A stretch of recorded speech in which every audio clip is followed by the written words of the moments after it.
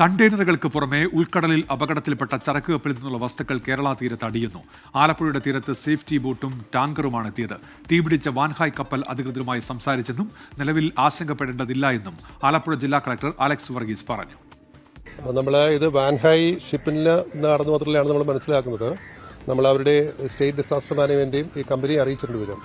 അപ്പോൾ ഇവരുടെ ഒരു സാൽവേജ് ടീം വന്നിട്ട് ഇത് ക്ലീൻ ചെയ്യാതാ പറഞ്ഞേക്കുന്നത്. നിലവിലെ നമ്മൾ അറിയിപ്പ് അനുസരിച്ച് ഈ കണ്ടെയ്നർ നമ്പർ വെച്ച് വെരിഫൈ നോക്കും ഇത് MD ആണെന്നാണ് അവരുടെ ഒരു കണക്കൂട്ടൽ. അപ്പം നമ്മൾ ഈ സൗണ്ട് കേട്ടിട്ട് ആ രീതിക്കാണ് തോന്നുന്നത് MD ആണ്. അപ്പം MD ആണെങ്കിലും ഇത് നിറയാണെങ്കിൽ തന്നെയും നമുക്ക് ഇതിനകത്ത് കൈകാര്യം ചെയ്യാൻ പറ്റില്ല. നമ്മൾക്ക് എക്സ്പേർട്ട് ടീം, അതിന് എക്സ്പേർട്ട് ടീം സാൽവേജിന്റെ ടീമുണ്ട്. അപ്പോൾ അവർ തന്നെ വന്ന് ഇത് കൈകാര്യം ചെയ്യാൻ നമ്മൾ പറയുന്നത്. രണ്ട് രീതിയിൽ ചെയ്യാം. ഒന്നുമില്ല, ഇത് ടോ ചെയ്ത് എവിടെയെങ്കിലും കടപ്പുറത്തോട്ട് കൊണ്ടുപോയി റീഹാൻഡിൽ ചെയ്ത് കൊണ്ടുപോകുന്ന ക്രമീകരണം ചെയ്യാം. അല്ലെങ്കിൽ ഇവിടെ തന്നെ നമുക്കത് ഹാൻഡിൽ ചെയ്യാനുള്ള ക്രമീകരണം ചെയ്യാം. അത് അവർ തീരുമാനിക്കണം.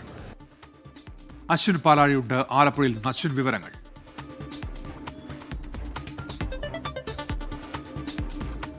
ഉന്മേഷ്, എന്തായാലും ഇന്ന് രാവിലെ കണ്ട ടാങ്കറാണ്. അതിനുള്ളിൽ വാതകം ഉണ്ടായിരുന്നു എന്നുള്ളൊരു സംശയം ആദ്യം തീരത്ത് വലിയ ആശങ്ക ഉണ്ടാക്കിയിരുന്നു. പിന്നീട് ഈ കമ്പനിയെ തന്നെ, വാൻഹായ് കമ്പനിയെ തന്നെ വിളിക്കുകയും അവരിൽ നിന്നും ഇതിനകത്തൊന്നുമില്ല, ശൂന്യമാണ് ടാങ്കർ എന്ന് സ്ഥിരീകരിക്കുകയും ചെയ്തതിന് പിന്നാലെയാണ് അത് നീക്കം ചെയ്യാനുള്ള ശ്രമങ്ങൾ ഇപ്പോഴും തുടർന്നുകൊണ്ടിരിക്കുന്നത്. കടൽ തീരത്ത് കടൽമുട്ടിൽ ഇടിച്ചു നിൽക്കുന്നതുകൊണ്ട് തന്നെ അത്ര പെട്ടെന്ന് ഇതെടുത്ത് മാറ്റാനുള്ള ഒരു പ്രശ്നമുണ്ട്.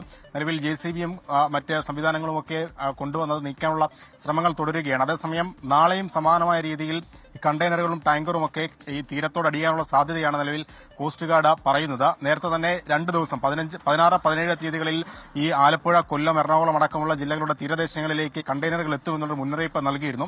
അതുകൊണ്ട് തന്നെ പോലീസും മറ്റ് കോസ്റ്റ് ഗാർഡും മത്സ്യത്തൊഴിലാളികളും എല്ലാം ജാഗ്രതയിൽ തന്നെയായിരുന്നു.